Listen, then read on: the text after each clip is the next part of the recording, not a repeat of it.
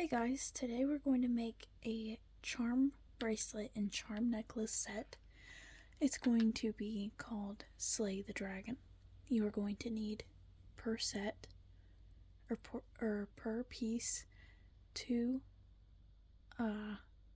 daggers or swords and one dragon per piece. It's going to be a silver set.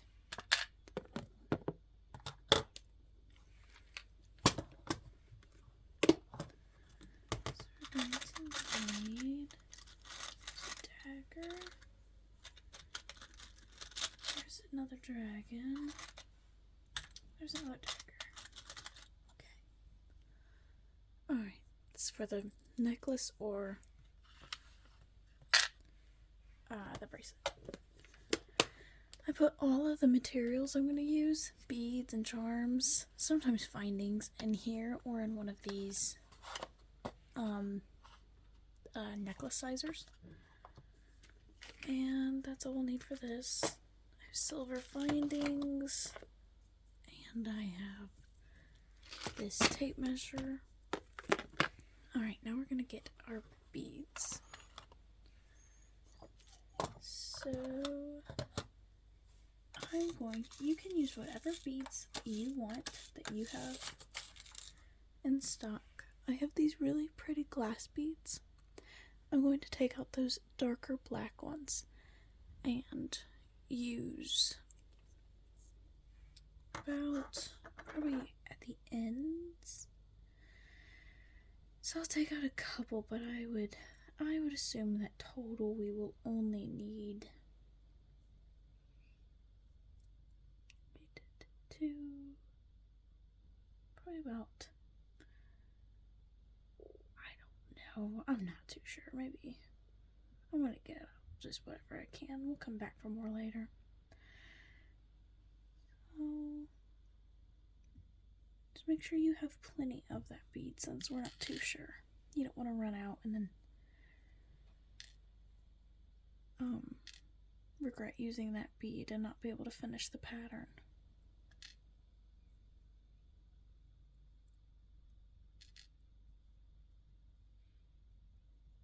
Okay. Put the rest of these back if I don't see any more. And come back if we need them. Okay. And see what other mystical kind, or I'd say darker colors would be best. Ooh, you know, I don't know if this would be best with this, but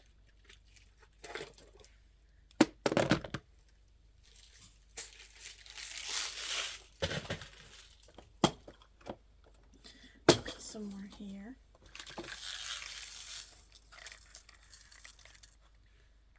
going to say some of these tiny silver. I'm gonna use some of those.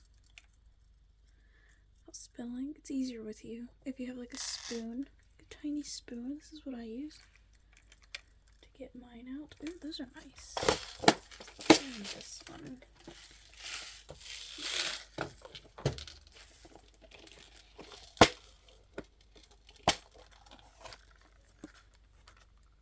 I'm going to use these. Those are really pretty. And I don't know, I might use those too. Those are pretty.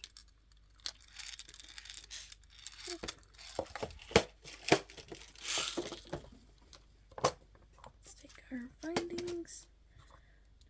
We'll move these out of the way. A little cramped of a desk.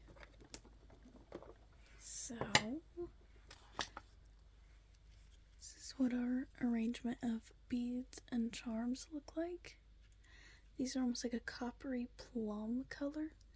These are a blue, like really midnight blue, tiny silver, and I think they're just like a grayish black crystal. Use that yet. So we need our black wire. And I honestly don't measure my wire. I'm going to take my cutting tool. Find it easier to just start out with one of these, and I'm going to cut off a bigger piece, probably about 3 inches of point 0.8 mm strength. I'm going to need one of these flat nose tools, one of these tools, the rounded. I have this just in case something's hard to grab, and I don't know what these are called, but this is my really nice tool that I have that cuts the wire, and it's going to make a loop. So I'm going to slide that in until it reaches this little piece right here, right there. So, like that.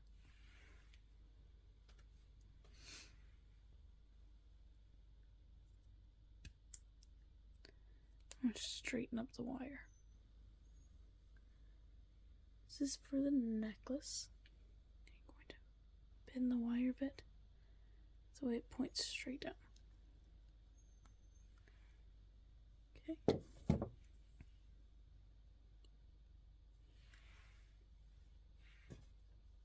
And I like to fix it up a bit until it's just about perfect. So make sure it's completely closed. Okay.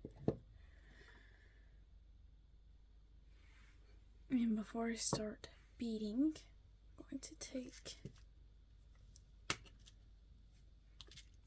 these. I got this from Walmart,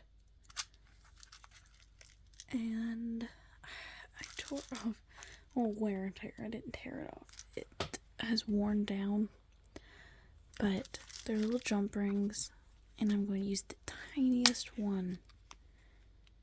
I don't know the size because it's gone now, but I'm going to use the tiniest one for the charms.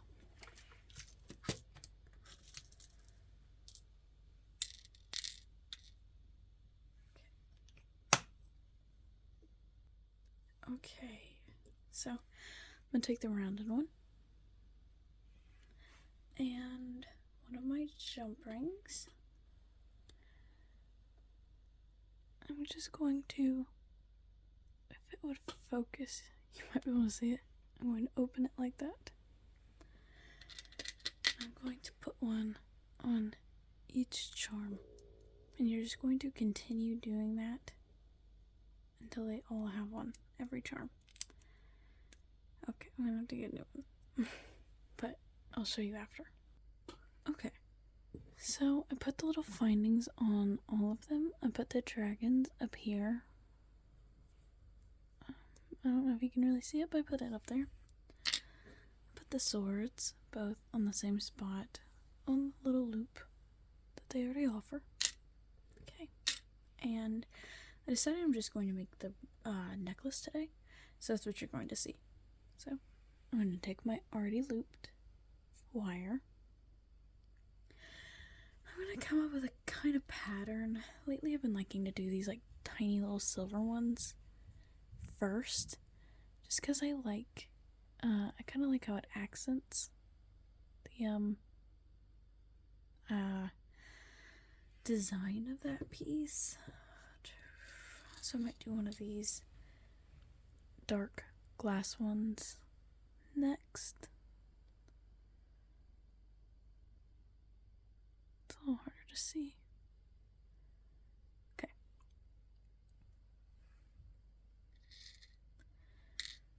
Then I'm going to do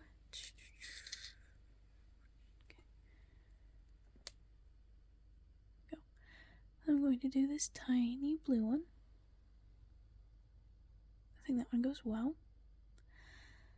And then I'll do the plum.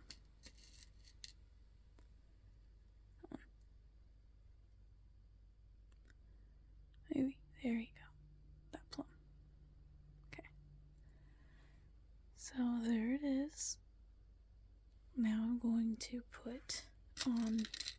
a sword.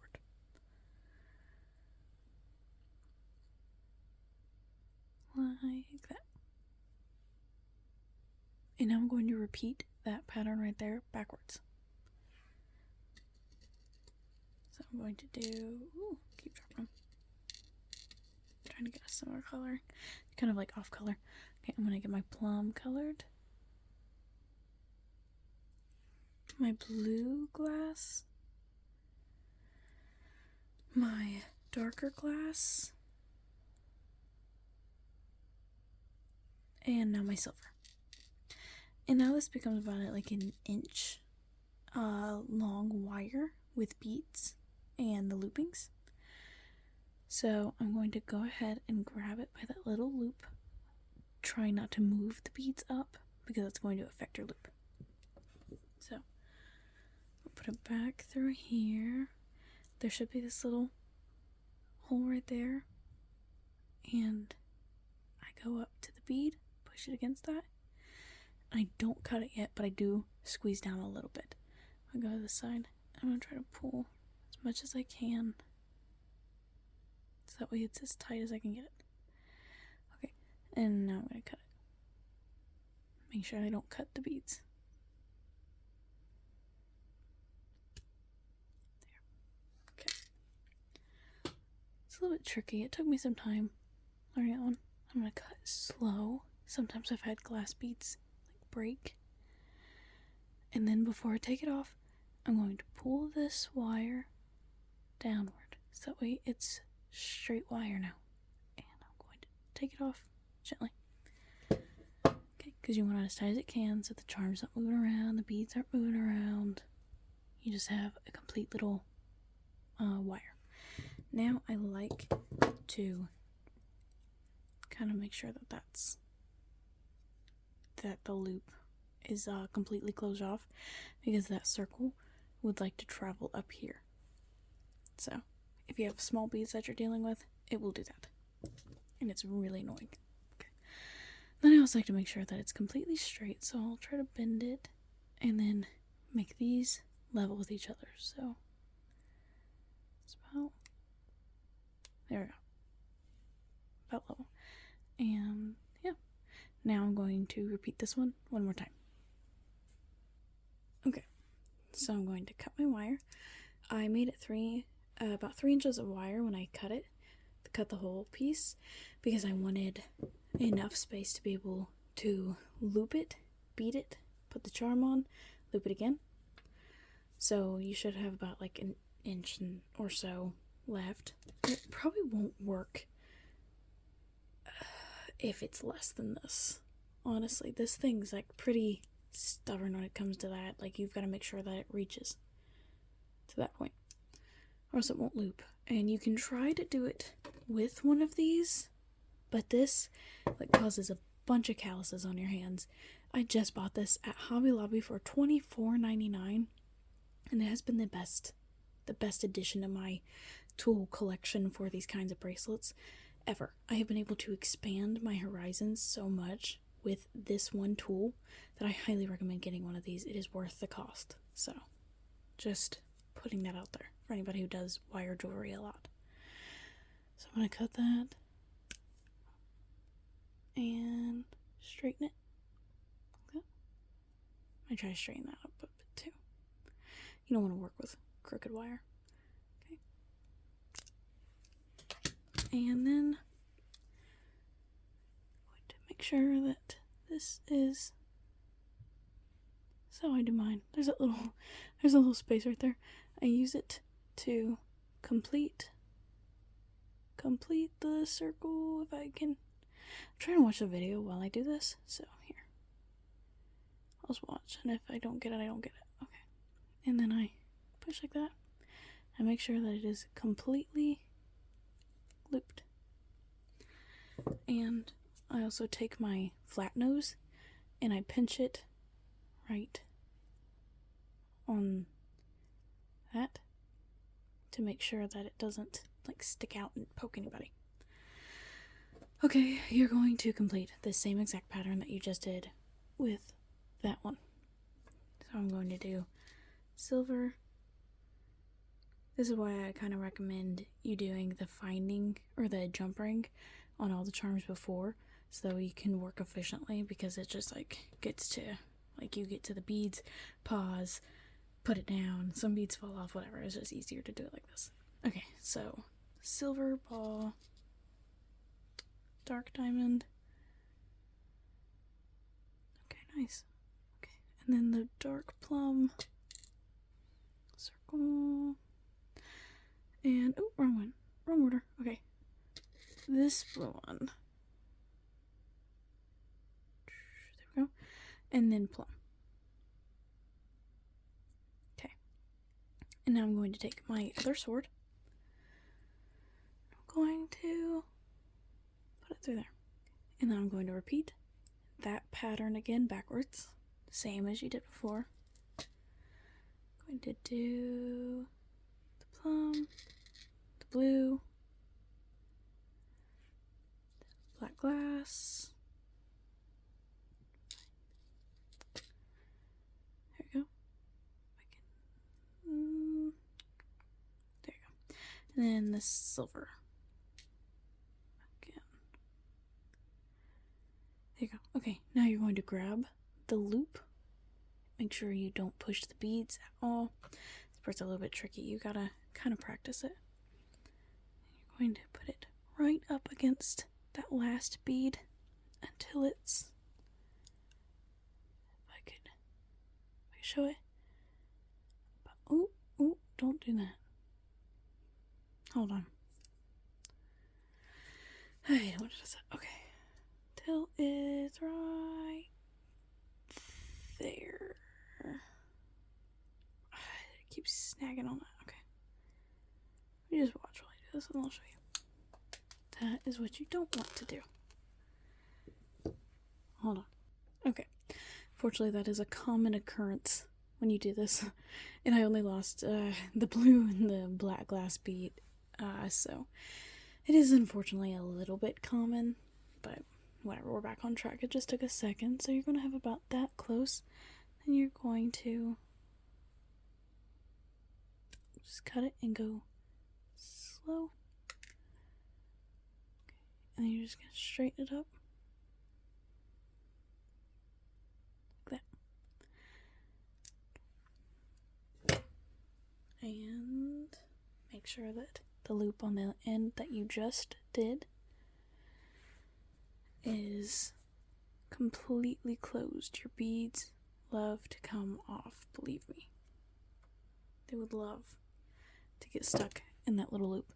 So I made sure with my flat nose tool that it's completely closed. And there's your other side. So now you get to go on with the rest of it. Okay, now you're going to need, let me think,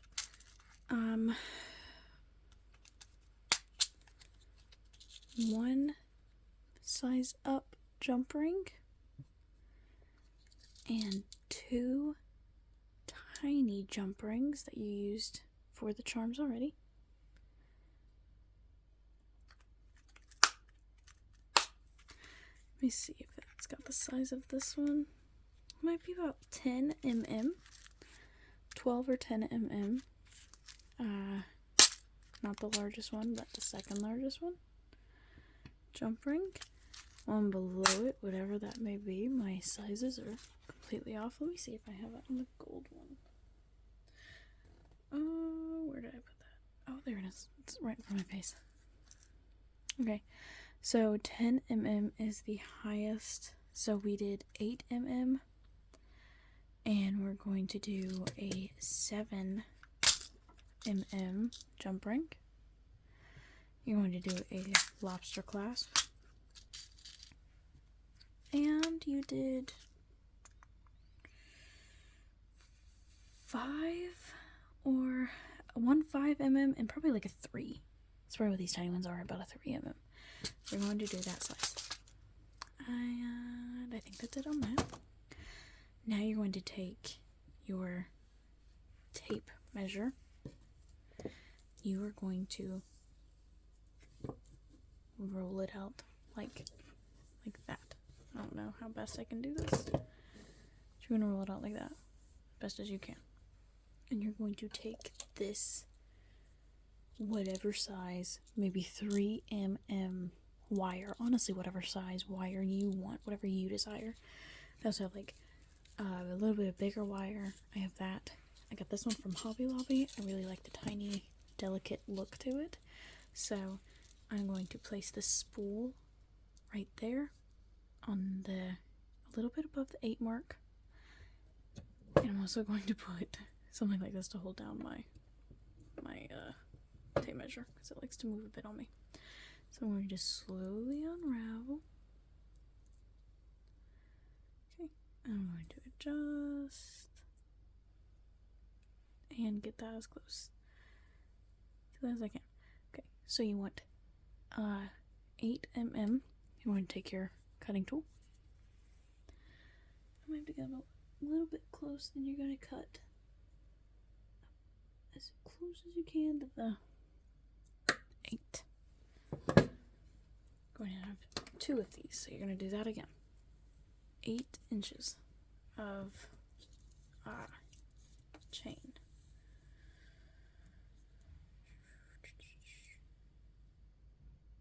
Okay. Close. Great. Oop. Moved it a bit. You gotta have it almost perfect.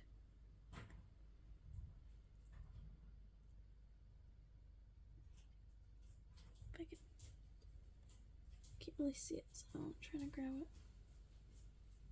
Okay. There you go. Now you have two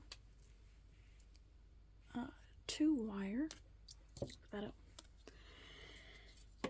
And that is it for the tape measure. You are done with that for now. Probably forget. Okay.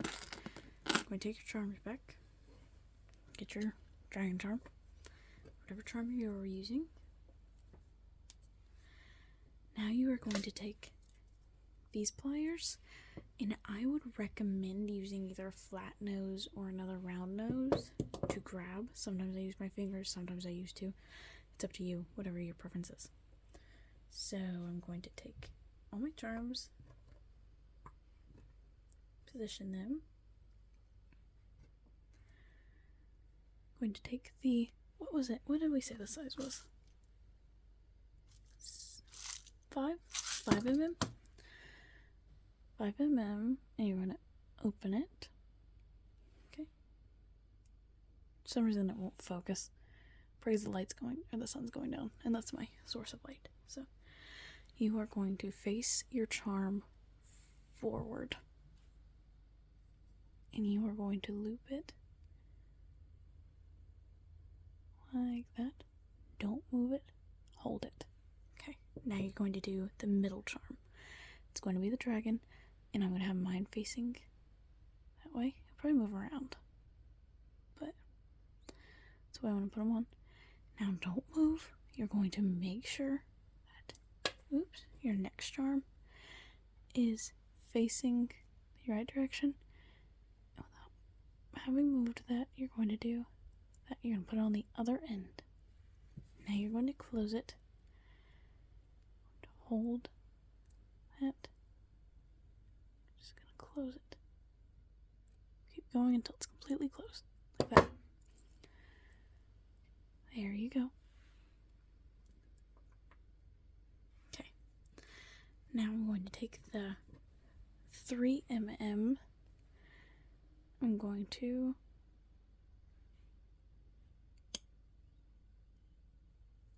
open it like that. Take your take your chain. Going to hook it on like that. I'm going to take one end, and you're going to hook it there and close it out. It's a little harder to see, so I recommend you use 2 tools. Make sure that that's really closed. You don't want it falling off. Okay. And you're going to do the same with the other side. 3 mm.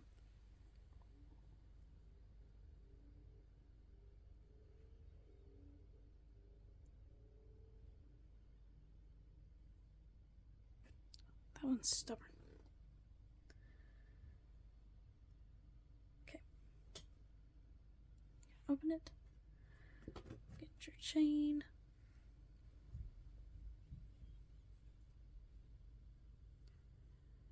We're gonna hook that. Okay. Now you're gonna hook. Show it there. As much as we can. It wants to show something else for some reason. I don't know what it's focusing on.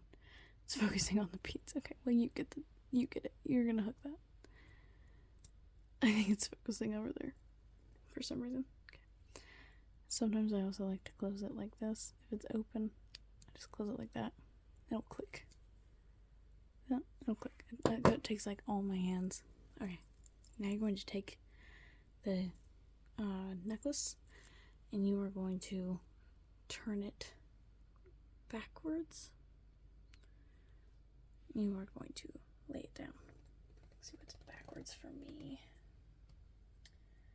I think these are the same sided, two-sided. Okay. Okay, now you're going to lay it down like that.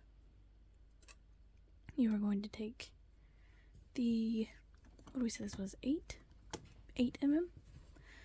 This is about the 8 mm jump ring. You can open it, and you are going to put it on the left side.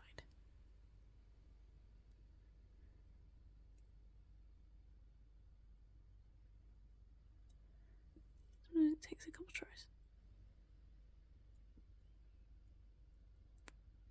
On the last ring. Let me try to position that to where my eyes can see it. There we go. Okay, now you're going to close that.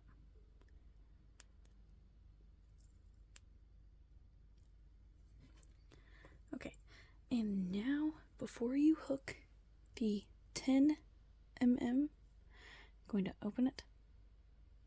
You're going to take your lobster clasp.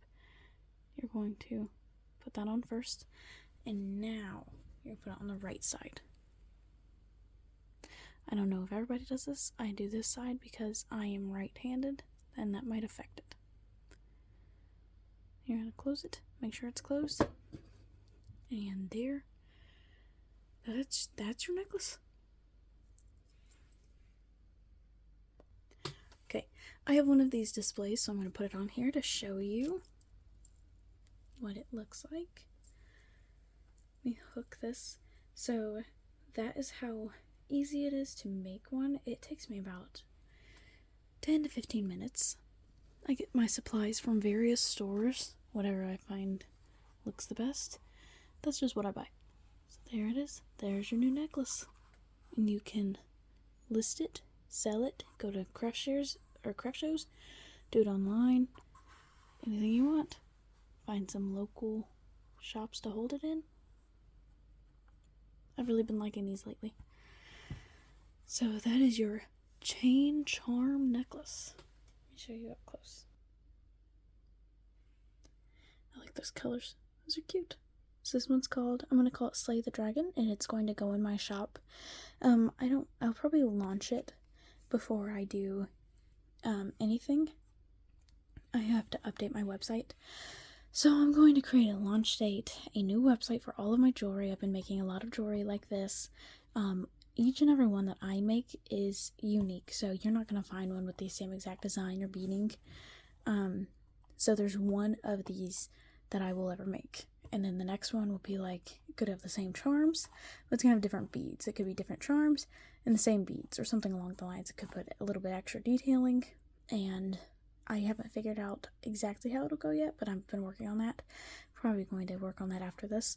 But that's just that. It's pretty simple how to make this. I just came up with this design yesterday. I'm sure others have probably done it before too. But I have really enjoyed this. This is actually my first silver one that I've put in the line, so I'm pretty excited about that. So I hope that you guys found this helpful in your jewelry making journey. and that you have fun and you enjoy it and you try your own designs and your own techniques. Working with chain and wire can be really really addictive. It's really fun. And I have discovered a lot of different ways to work with chain and wire. But I would recommend checking out stores like Michael's or Hobby Lobby if you have any nearby. I also shop online, Amazon, really whatever. I just look up charms or chain or beads, glass beads in particular. And that's just how I get my material. I even go to Walmart and they have these nice findings. I think that they're really good quality. And I find my tools at various stores like Walmart, Hobby Lobby. You can find them anywhere. So, but thank you for watching. Please subscribe to my channel. This is my first video and I'm pretty nervous about it, but I'm really excited to start the journey. So I'd be happy to have you guys come along. So, bye guys.